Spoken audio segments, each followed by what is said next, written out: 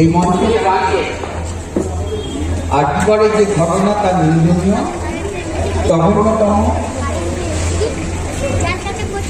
অপরাধযোগ্য, দৃষ্টান্তমূলক শাস্তি হওয়া। বাংলার মুখ্যমন্ত্রী মমতাকেও এটা বলছে। যারা আন্দোলন করছেন তাদের আন্দোলনের প্রতি আমাদের সমর্থন আছে। আন্দোলনে সবাই নেমেছে, মহিলারা নেমেছেন, ছাত্র নেমেছেন, যুবকরা নেমেছেন। তাদের আন্দোলনের দাবি সম্পর্কে তো কারো দ্বিমত নেই। জুনিয়র ডাক্তাররা আন্দোলন করছেন। আমাদের মুখ্যমন্ত্রী কিন্তু বারে বারে এইটাই বলেছেন, এই ঘটনার দৃষ্টান্তমূলক সাজা হওয়া দরকার, সাজা মানে ফাঁসি। এ ব্যাপারে মুখ্যমন্ত্রী নিজে বলেছেন এবং তিনি এই আন্দোলনের প্রতি তার সমর্থন আছে। যথারীতি কেন্দ্রীয় সংস্থা সিবিআই তদন্ত করছে, যারা অপরাধী তাদের দৃষ্টান্তমূলক সাজা হোক, মুখ্যমন্ত্রী চাইছে। কথাগুলো আমি কেন বলছিলাম, যে মায়েরা রাস্তায় নেমেছেন, কেউ রাত জাগো, রাত পাহারা দাও, মায়েরা মিছিল করছেন। তা মায়েদের রাত 2টোর সময়, 11টার সময় মিছিল করার মতো পরিবেশ আছে বলেই তো করতে পারছেন, এটা তো মানতে হবে। এটা তো অস্বীকার করে লাভ নেই। কিন্তু আমার বক্তব্য ছিল, আমার এলাকাতে আমি দেখেছি একটি দোকানে রাত্রিবেলা মেয়েরা মদ খেত, যার নাম হচ্ছে বিকাশের ঘর। আমি খবরটা পাওয়ার পর আমি 2 দিন পর রাত্রিবেলায় গেছি যে কোন মেয়েরা হোটেলে মদ খেতে যায় বা দেখা যায়। আমি হোটেলওয়ালাকে বলে এসেছি, এখন থেকে কোনো মহিলাই হোটেলে মদ খেতে যাওয়া যায়। এটাও তোমাকে দেখতে হবে। তাহলে ওই মহিলারা যদি মদ খেতে যায়, যদি কোনো অঘটন ঘটে যায়, তখন কি হয়? সেখানে আমাদের পাহারা দিতে হচ্ছে, এটাও তো করতে হচ্ছে। একটা ঘটনার কথা বলি। এই বৃষ্টির সময় কালকে রাত্রিবেলাতে একটি জায়গাতে 2টি ছেলে, একটি মেয়ে, রাত তখন 2টো, সে দেখা যাচ্ছে দুজন ওখানে বাড়ি বিয়ার খাচ্ছে। যথারীতি পুলিশকে জানা হলো, বাবা মাকে ফোন করা হলো যে রাত 2টোর সময় আপনারা আপনার মেয়ে কোন রাত জাগো আন্দোলনে গেছে। পুলিশ এসে তুলে নিয়ে যান। এবার কি করবো বলুন? যে আমাদের ছেলেরা যদি না পাহারা দিত, তাহলে ওই মদ্য অবস্থায় মেয়েটা যদি কিছু হয়ে যেত, তাহলে তখন তো আবার দায়িত্ব আমাদের করতো লোকে।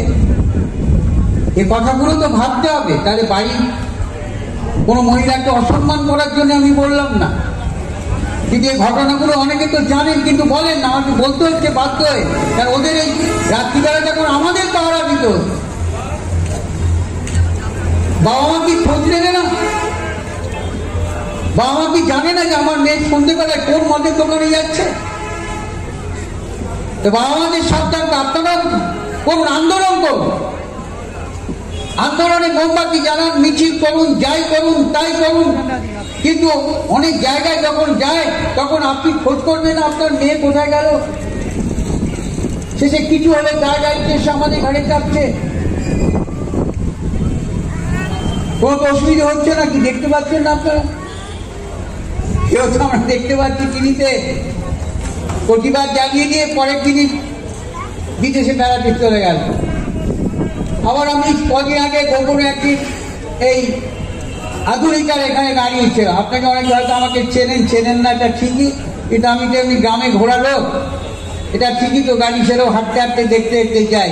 আমিও কাল না একদিন সন্ধ্যেবেলা আধুনিকার সামনে দাঁড়িয়েছিলাম, খেয়াল করছিলাম যারা বলছিল পুজো আর মন থেকে।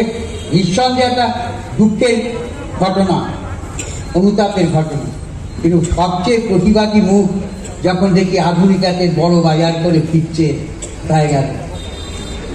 তাই দেখছি আমি নিজে না রেখে তো বলতে পারবো না। আমি তো দেখি এই দ্বিচরিত্রতা খারাপ লাগে, মনটা খারাপ হয়ে, কালকে রাত্রি খারাপ হয়। আমি দেখছি বড় বড় দোকানগুলোতে কদিন ধরে গণেশ ঠাকুর জানেন আমি গোপনে হানা মারছি, দূরে দাঁড়িয়ে থাকছি, চা খাওয়ার নাম করে দিই, কে কে বাজার কিনছে দেখছি।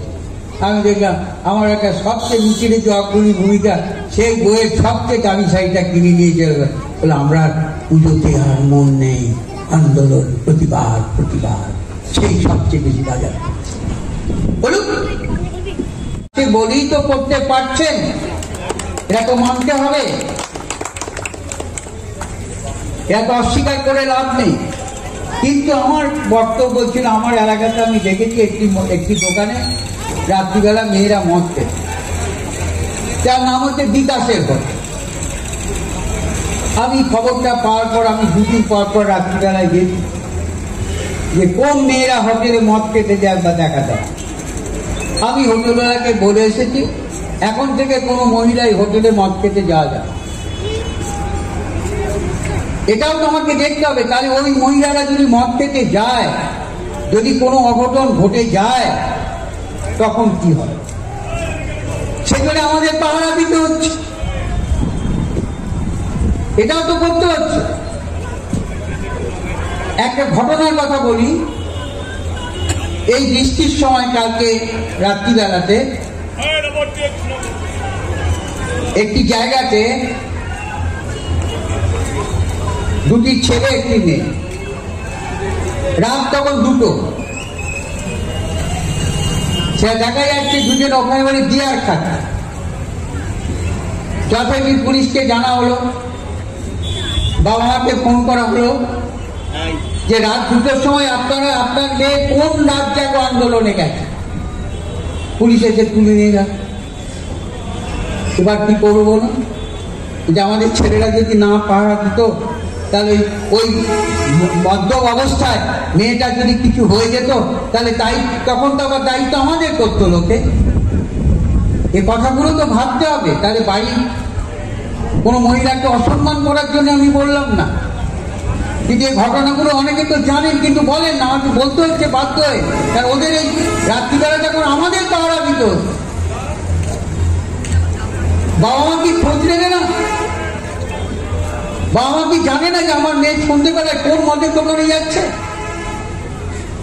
তো বাবা মাদের সন্তানকে আপনারা করুন, আন্দোলন করুন, আন্দোলনে মোমবাতি জ্বালান, মিছিল করুন, যাই করুন তাই করুন, কিন্তু অনেক জায়গায় যখন যায় তখন আপনি খোঁজ করবেন আপনার মেয়ে কোথায় গেল। শেষে কিছু হলে গায়ে এসে আমাদের ঘাড়ে চাপছে। কোনো তো অসুবিধা হচ্ছে না কি? দেখতে পাচ্ছেন না আপনারা? কেউ তো আমরা দেখতে পাচ্ছি টিভিতে প্রতিবাদ জানিয়ে দিয়ে পরের দিনই বিদেশে বেড়াতে চলে গেল। আবার আমি কদিন আগে গোপনে একটি এই আধুনিকার এখানে দাঁড়িয়েছিল, আপনাকে অনেকে হয়তো আমাকে চেনেন না, এটা ঠিকই, কিন্তু আমি তো এমনি গ্রামে ঘোরা লোক, এটা ঠিকই তো গাড়ি ছেড়েও হাঁটতে হাঁটতে দেখতে যাই।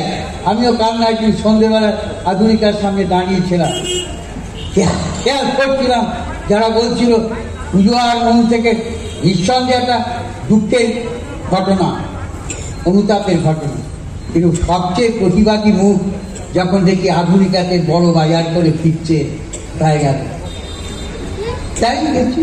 আমি নিজে না রেখে তো বলতে পারবো না, আমি তো দেখি এই দ্বিচরিত্রতা খারাপ লাগে, মনটা খারাপ হয়ে, কালকে রাত্রি খারাপ হয়। আমি দেখছি বড় বড় দোকানগুলোতে কদিন ধরে গণেশ ঠাকুর জানেন আমি গোপনে হানা মারছি, দূরে দাঁড়িয়ে থাকছি, চা খাওয়ার নাম করে দিই, কে কে বাজার কিনছে দেখছি। আমি দেখলাম আমার একটা সবচেয়ে মিছিলে যে অগ্রণী ভূমিকা, সেই বইয়ের সবচেয়ে দামি শাড়িটা কিনে নিয়ে চলবে বলে আমরা পুজোতে আর মন নেই, আন্দোলন, প্রতিবাদ।